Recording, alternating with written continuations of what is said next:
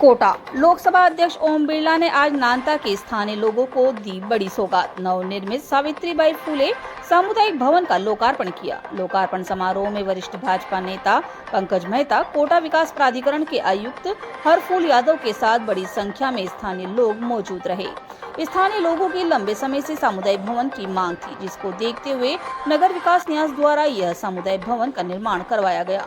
लोकसभा अध्यक्ष बिरला ने यूआईटी के अधिकारियों को इसकी दरें कम रखने और भविष्य में इस भवन में सावित्रीबाई फुले की मूर्ति लगाने के भी निर्देश दिए। लोकार्पण समारोह के बाद बिरला ने सामुदायिक भवन में जन सुनवाई भी की और लोगों के अभियोग सुनकर अधिकारियों को समाधान के निर्देश दिए। कार्यक्रम में अपने संबोधन में लोकसभा अध्यक्ष ओम बिरला ने गुरु पूर्णिमा की बधाई देते हुए कहा कि गुरु पूर्णिमा पर आज लोगों को इस सामुदायिक भवन की सौगात मिली है। इसका नामकरण भी हमेशा लोगों को प्रेरणा देता रहेगा। इसी दौरान लोकसभा अध्यक्ष ओम बिरला ने कोटा और बूंदी में गुरु पूर्णिमा के अवसर पर आयोजित कार्यक्रमों में शिरकत की। कोटा में गढ़ पैलेस स्थित साईं मंदिर में पहुंचकर अभिषेक में सम्मिलित हुए। वहीं दूसरी ओर नानता में स्टेडियम के अंदर सरकारी स्कूल के बच्चों के साथ भी पौधारोपण का काम किया।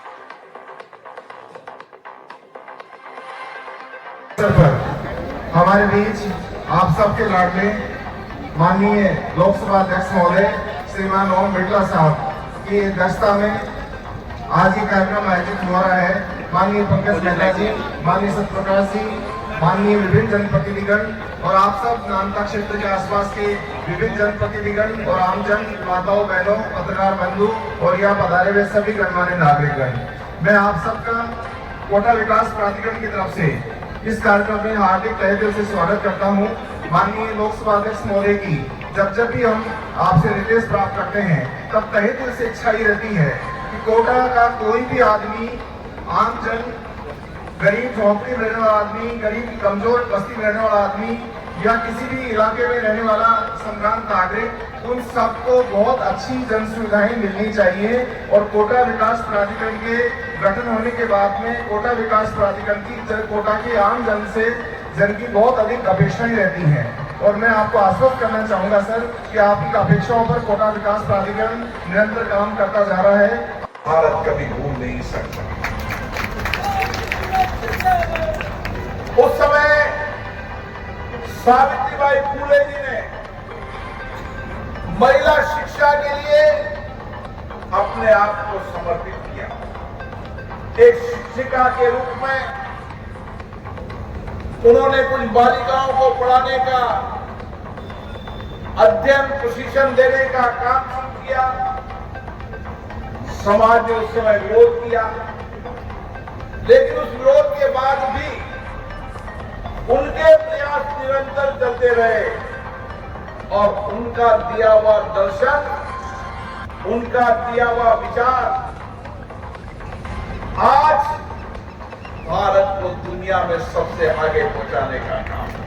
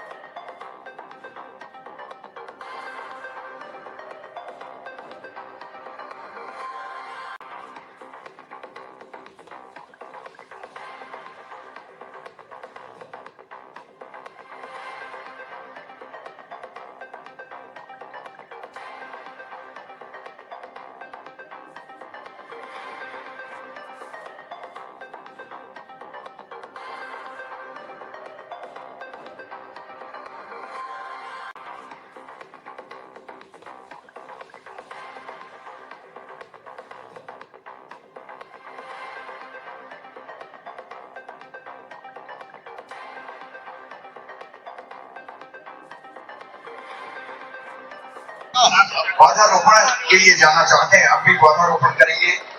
एक मिनट।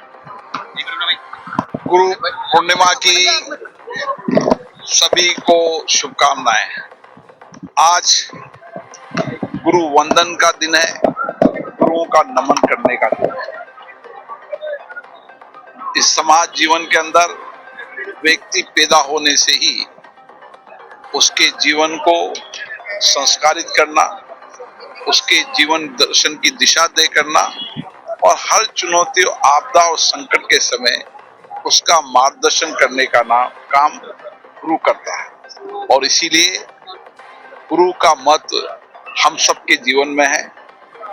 इस देश के अंदर आध्यात्मिक गुरु के रूप में भी ऋषि मुनियों ने भी और भगवान ने भी हम सबके जीवन को, चुनौतीपूर्ण जीवन को सहज बनाने का काम उनके मार्गदर्शन में हुआ है। आज हम सब गुरु पूर्णिमा पर सभी गुरुओं को, जिन्होंने शिक्षा से लेकर हमारे समाज के हर संकट के समय, विपत्ति के समय हमारा मार्गदर्शन किया, उनको नमन करते हैं। आज ये भवन सावित्रीबाई फूले भवन के नाम से रखा है। सावित्रीबाई फूले जी का योगदान हम भूल नहीं सकते। उस समय उन्होंने जब महिलाओं को शिक्षा में अध्ययन पर भेजने पर समाज के रूढ़िवादी लोग रोकते थे, उस समय सावित्रीबाई फूले जी ने महिला शिक्षा का अलग जगाया। एक शिक्षिका के रूप में उन्होंने महिलाओं को शिक्षित करने का काम किया। आज उनका ही योगदान है कि भारत की महिलाएं हर क्षेत्र में नेतृत्व कर रही है। भारत की महिलाएं हर क्षेत्र में योगदान दे रही है। उनके योगदान, उनके नेतृत्व भारत को आगे बढ़ा रहे हैं। मुझे आशा है आने वाले समय में नई पीढ़ी माता सावित्रीबाई फुले जी के विचारों, दर्शन, उनके कामों को याद कर कर नई प्रेरणा लेगी। गुरु पूर्णिमा है, सबसे बड़ी गुरु आप सर, इस क्षेत्र की एक बहुत बड़ी समस्या है स्कूल 70 साल पुराना है,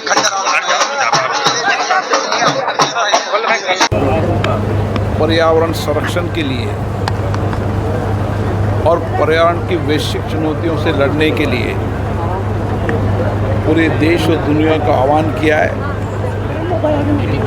कि सभी लोग एक पेड़ माँ के नाम लगाएं, और ये अभियान जन आंदोलन बन चुका है। मेरा सभी माननीय संसदीय क्षेत्र के सभी जनता से आग्रह है कि वह एक पेड़ अपने माँ के नाम लगाएं, हर वर्ष लगाएं, उस पेड़ को संरक्षण करें, पालें, और उसके साथ अपनी दिनचर्या के अंदर पर्यावरण के अनुकूल अपनी जीवन शैली को अपनाएं। इसी तरीके से स्वच्छता का संदेश हम सबको सामूहिकता से, व्यक्तिगत रूप से भी प्रयास करना चाहिए कि स्वच्छता हमारी दिनचर्या का हिस्सा होना चाहिए, स्वच्छता हमारी कार्य संस्कृति का हिस्सा होना चाहिए। हम दिन भर में जो भी कार्य करते हैं, हमारा प्रयास होना चाहिए कि हम कोई ऐसी गंदगी न करें, हम पर्यावरण के अनुकूल जीवन शैली जीते समय जिस चीज़ों से पर्यावरण खराब होता हो, चाहे प्लास्टिक हो, चाहे अन्य चीज़, उसका उपयोग कम करें, और किसी तरीके से हम अपने जीवन को पर्यावरण के अनुकूल जीवन शैली लोग जिएंगे तो हम पर्यावरण को भी संरक्षण कर पाएंगे और अपने गांव शहर को भी स्वच्छ कर पाएंगे। और ये अभियान कोटा बूंदी संसदीय क्षेत्र का जन आंदोलन बने, जन सहयोग, जन भागीदारी उसमें हो, और हर व्यक्ति एक पेड़ माँ के नाम भी लगाए और अपनी दिनचर्या के अंदर स्वच्छता का कार्य भी करे। ये मेरा लोगों से आग्रह है। कोटा और न्यू रेलवे स्टेशन कोटा दोनों के निर्माण कार्य शुरू हैं। माननीय प्रधानमंत्री जी ने देश की जनता को आश्वस्त किया था कि आने वाले समय के अंदर देश के सभी रेलवे स्टेशन आम यात्रियों की सुविधा से युक्त होंगे। कोटा में भी कोटा रेलवे स्टेशन का काम चल रहा है। अगले साल कोटा रेलवे स्टेशन का निर्माण पूरा हो जाएगा और ये रेलवे स्टेशन विश्व स्तरीय रेलवे स्टेशन होगा जहां आम यात्री को सारी सुविधाएं मिलेगी। कोटा का जो पुराना डकनिया रेलवे स्टेशन है, जिसका न्यू कोटा रेलवे स्टेशन नाम होने वाला है, वहाँ भी इसी वर्ष वो रेलवे स्टेशन शुरू हो जाएगा। इसके साथ कोटा में एक पिट लाइन भी स्वीकृत हुई है, जिसका काम 1 वर्ष पूरा हो जाएगा। पिट लाइन शुरू होने से जो नई ट्रेन चलाने में जो कठिनाई आती थी उसका समाधान होगा। और कई क्षेत्र हमारे ऐसे हैं जहाँ पर अभी कोटा से रेल यात्रियों को रेल गाड़ी नहीं मिलती है, उनको आने वाले समय में नई रेल सुविधाएं भी मिलेगी। और जो डेली अप डाउन करते हैं, जो डेली यात्री आते जाते हैं, आने वाले समय में मेमो ट्रेन के कोच बढ़ाकर हम कोटा से बीना, कोटा से चौमेले के आगे और यहाँ पर सवाई माधोपुर के आगे, इस तरीके से कोटा से चित्तौड़ तक MEMU train railway station MEMU train चलाएंगे ताकि आम यात्री डेली अप डाउन कर सके और अपने कामकाज के लिए भी और अपनी दिनचर्या के लिए। स्पीकर साहब, एक और सामाजिक पहल की गई है टॉय बैंक की आपकी तरफ से, किस तरह से ये कॉन्सेप्ट रहेगा? और हम देखते हैं कि बच्चों के जीवन के कई क्षण और पल बच्चे खेल के सामान, खेल की सुविधाओं से चलते हैं और बचपन में वो खिलौने ही उनके खेल के मनोरंजन के साधन होते हैं। और जब बच्चे बड़े हो जाते हैं तो खिलौने उनके अनुपयोगी हो जाते हैं, ताकि वो जो खेलने वाले बच्चे हैं जिनके लिए अनुपयोगी हो गया है, वो खेल सामग्री, खेल के इक्विपमेंट और खिलौने वो सब उन लोगों को भी मिले जो इससे वंचित हैं। और इसीलिए आने वाले समय में एक टॉय बैंक की स्थापना होगी, नमो टॉय बैंक के नाम से, जिसमें छोटे बच्चे अपना योगदान देंगे अपने खेलने वाले सामानों को जमा करके, और उन खेल के सामानों को वही बच्चे जो इन सामानों से वंचित है उनको भी खेल के सामान मिले, उनको भी खिलौने मिले, ताकि वो भी अपनी ज़िंदगी को मुस्कुराहट से जी सकें। एक प्रयास है, सामूहिकता का प्रयास है, और इस टॉय बैंक को बच्चे ही संचालित करेंगे, बच्चे ही बांटेंगे, ताकि उनके जीवन में संस्कार हमेशा लोगों के सहयोग के लिए, एक दूसरे के अभावों को दूर करने के लिए उनके संस्कार होंगे। तो हमारी संस्कृति, संस्कार हमेशा अभाव कठिनाइयों में एक दूसरे के सहयोग की रही है। इस संस्कार संस्कृति को आने वाली पीढ़ी को भी डेवलप करना है।